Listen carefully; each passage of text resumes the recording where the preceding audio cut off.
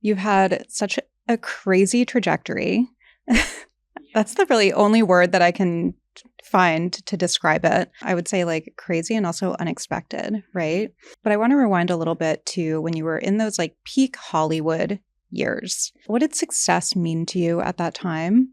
And what did health and wellness mean to you at that time? Great questions. I think success early on, I remember like when I first met my husband, he was like, "Why do you want to make it so bad?" And I was like, "I want to give my parents the life they never had." My parents were immigrants. They were janitors, cleaning nightclubs all over Boston. My brother and I used to go with them from the time we were really, really little because they couldn't afford babysitters. And I just looked at it as it was something that was just in me from go, what I wanted to do. And I knew it would be a vehicle to make our lives better. And so success was only exciting and fun if I could share it with them. And so I took them everywhere, wherever I was, whatever red carpet. Tom Selleck kissed my mom on the cheek at the Emmys, and I had my dad on the Jimmy Kimmel show, and they were like my American Express card. I wouldn't leave home without them. But I think success was also like just trying everything I ever had thought and just seeing what happened and just kind of going after the wildest ideas. Like, I never thought I would be able to write a book, let alone New York Times bestsellers. I never thought that I would be able to break kind of barriers and be a journalist and be an actress and be in commercials, which was very challenging. And I definitely had a very, very hard time being the one kind of pushing those boundaries. And now it's funny, I'll hear like, "Oh, they let everybody do everything now." And I'm like, they murdered my soul for trying to do these things. And now it's like encouraged. What? So success was, yeah, I mean, I had wild dreams. I was like, oh, let's just try for everything. And then health was interesting because my dad was type 1 diabetic. And it was pretty severe because with the language barrier, they didn't really understand a lot. And my dad is kind of like, yeah. You go to the doctor, doctor's like, "Is this hurt? Is that? Yeah, everything's good." And he's out. And we're like, "Wait, you've been complaining about this, you've been complaining about that." And he's still the same way right now. He's very challenging in that, place. But I think because I watched my dad with the diabetes and those struggles, when I got to college and I gained all this weight, I knew that I had to make a change for my health. And I lost all this weight and readopted the healthy lifestyle that I was kind of raised with. And then it all went to shit again in the industry because now I'm thrust into this business where I'm working. I remember it was like 48 out of 52 weeks, 7 days a week, at least 16 plus hour days, 18-hour days, nonstop traveling.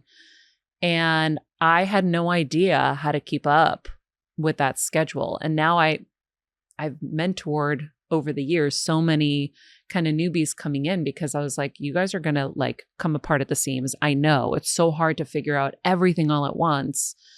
And so I was eating fast food nonstop. And then I'd be in and out of the hospital for like dehydration or like low potassium, I remember, or whatever. I just wasn't getting nutrients because I was just running through drive-through.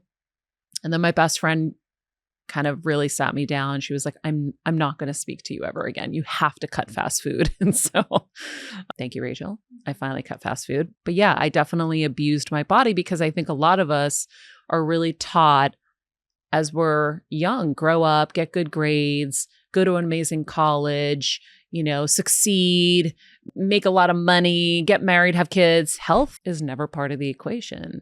And so it took major life crises for me to really then focus on my health. Yeah, and I think that still in this day and age, that hustle culture and that grind is still glamorized. I think people are a lot more cognizant of their health and wellness and different practices that are out there and modalities to try to offset some of the stress and all of that. But it's still very much our culture to like hustle and grind and success and chase and all of that. And it's no wonder that like everybody feels so burnt out. Almost everybody feels so burnt out, so depleted. Do you feel like that? Sometimes, yeah. And Yeah. I do all of the things, Yeah. I do all of the things. But sometimes, like, I've realized when you're doing all of the things, you're stressing yourself out on that side too. Yes. And I always say this, like, I think there's maybe a misconception about me and my wellness practices that I'm very, very rigid. And I was at one time. And then that same thing happened where I realized this is one more stressor in my life. Like, I don't need this. So I say now that I have tools, I have a toolkit, and I know when to pull out which tools and when to use them. Mhm. And it's not all the things all the time, but it's a lot of things incorporated throughout my day if I can. My problem is that I put so much pressure on myself. And so I internalize this pressure. So that looks like overwhelm, and it's like I take so much on and then I'm overwhelmed. And I mean, I'm sure everybody listening can relate, and you as well. But I know that when you were in that time in your life, I always make the analogy of like a faucet dripping, right? So you were starting to have some things happening, right? Hashimoto's, thyroid issues. At what point were you like, this is not sustainable for me? Like, never. Oh, Yeah, no, because it was just pushed through. I was working 80 jobs and going nonstop. And so it also had been so normal for you to get something like a thyroid, and still is. This is why I do what I do with my show, because I'm like, guys, the thyroid is kind of the first, it's the gateway. It's like the body is like, it isn't going right. And then we just kind of like, oh, it's just a thyroid thing. No big deal. And then we just keep on going. But it's really the engine in the car being like, hey, something's wrong. We got to fix this. We got to make some changes. And so eventually the accumulation of those poor choices continues to create more and more diagnoses. And so for me, it wasn't until I had the brain tumor that I it was a hard stop because I could barely walk after I was like using a walker, and I had a lot of recovery that I needed to do after that. So I had a lot of time to think, and I was like, wait a second. And I realized in the hospital, I'll never forget, I've been chasing the top performers in our business thinking like, if they can go that hard, I can go that hard. Like, we're competitive, right? I like to say I'm competitive in the most fun of ways. And so I'm like, I can work all day and work all night. I can do this. I can do that. And then I realized, wait, that's been completely going against my own grain. That's actually not who I am. But I had a false belief. Unfortunately, one of the things my dad said to me when I was younger stuck with me. He was like, Maria, you lazy. And then what do you got to do? The seed's planted, you got to go the other way. Now, he didn't mean to do what he did, but even like the other day, it was raining here in LA and it was President's Day. And I was like, you know what? I'm not doing anything today. And it was like a big deal for me to be like, I'm not doing anything. I'm going to have a lazy day. And someone who works for me was with me and she's like, I've never heard you say that. And it's hard. Like sometimes those things kind of get embedded in you. And so I realized this is not my nature. I'm going so hard and I'm not happy. I'm pushing so hard. The kettle's running hot. And so now I really just keep a very calm schedule. And then the second it's not calm and I'm like, I know. I did it again. I overscheduled. I overdid it. Nope. We're going to pull back.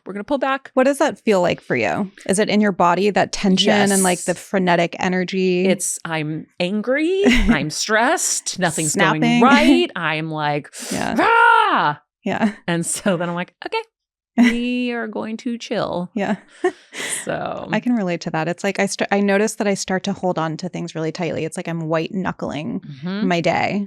When I feel myself like this, it's like, oh my God, let go, but it's easier said than done. Yeah. Because again, like I feel like now that we're in this time when everybody is a content creator too, there's so much opportunity in the digital world. So we're all putting, our output every day on social media, on podcasts, like media has changed. And there is no off button. There's no off time. It's not like the show is on at 7 to 8 and that's it. It's 24/7. And we're seeing what our competitors or peers are doing all the time. And so if you have that in you, that drive in you, it does make you want to push harder and harder and harder. But to what point? Like, it very much feels like a hamster wheel. I don't know if you feel that way. 100%. I now look at things so differently, and I'll see people who are just going to die, unfortunately, because they won't stop. They're going to have that heart attack. They're headed in that direction because they aren't giving themselves anything. And definitely women are, really, really depleted and really giving to so many people. I had a conversation with a friend the other day, and I was like, "Are you okay?" And she was like, "No." And there's so many people she is like serving in a sense, right? Whether it's kids, husbands, whatever. There was nothing left for her. And what I always say is, and I've seen this in so many women, we're always waiting almost for an excuse to matter. So it's like you're waiting for, and I know you're not officially waiting for a diagnosis, but most people, when they are diagnosed, like I remember even my mom, I think my mom was actually happiest when she got brain cancer. I know that sounds messed up, but we all doted around her. She was the queen. We took care of her. Before, we were all just taking and taking and taking. Now we were putting in. And she was so happy. And it's like, do you have to wait for that to matter? It's really, really, really upsetting for me. Like I went to a dinner that was hosted here in LA once. A lot of really powerful women. And it was like, I think the question was like, what do you do for yourself? Like, if you had 30 minutes, what would you do? Oh my God. If I had 30 minutes and everyone went around the room, and I go, are we okay, guys? I started crying. And they're like, why are you crying? I'm like, you're not even giving yourselves 30 minutes? That's like mind-blowing to me. But I've had so much time to like deprogram, where 30 minutes, that's probably like, that's nothing for me. I'm doing so much more for myself. Because I have to. My number one goal is I need to live a very long, healthy life for my baby. But it was really sad to think that the way people reacted to the idea of just like 30 minutes to themselves a day. And yet, I feel like so many of us will spend that scrolling our phone at the end of the day or something, because that's like become self-soothing. But yeah, as you were talking, I was thinking about something that I said recently when my schedule was in that place where it was so crazy. And I was talking to, I think, my manager, and I was like, I just want to get sick right now. Oh my God. And we were kind of laughing about it, but I was like, I just want to get sick so that I don't have to do anything and I can just be in bed for a few days. And I didn't think anything of it. But when you're talking, I'm like, yeah, that's kind of like twisted. Like, that's not the goal. See? But I think so many Yes. women, exactly what you're saying. If you think about it, like there were so many people. I remember being like, I wish I could just get COVID and stay home. Yeah. Yeah. COVID was like kind of good in that sense. Yeah, I know it was horrible for a lot of people, but also it was like realizing or getting perspective on the pace that we had all been going, like the pace that we had been living, and how that wasn't sustainable. And I know a lot of people reevaluated their lives and their jobs and their marriages and their relationship with alcohol. I'm sober 12 years. And during that time, I never have had so many people reach out as during that time, because everybody was like forced to confront the state of their lives, essentially. But as quickly as we adapt to one thing, then we go back to the other thing. It's like, now that life is back, we're all kind of back in that mode. But yeah, I didn't want like a real illness. I just wanted like a cold for like 2 days that would just like take me out for 2 days. I get it. But like now, if you think about it, what do you have to do to not get to that point? Yeah. Right? Or do you say, okay, I'm going to redline a couple days here or there, and I'm just going to get through it. And then I'll make sure that I have rest on the other side. Like we have to figure out how we we give our bodies and our minds what we need. Like I listened to this interview with Hoda Kotb, and I put this into practice and I really love it. And my version is my version. It's kind of the same thing she was saying, but I can't remember exactly what she said. But it was like, I have a little notebook in my bathroom on the little toilet, paper holder. And it says, what does my body need today? What does my soul need today? And what does my heart need today? And I'll answer those 3 questions, thanks to her, every single day. So I'm checking in with myself and giving myself what I need before everyone else's demands of me come into play.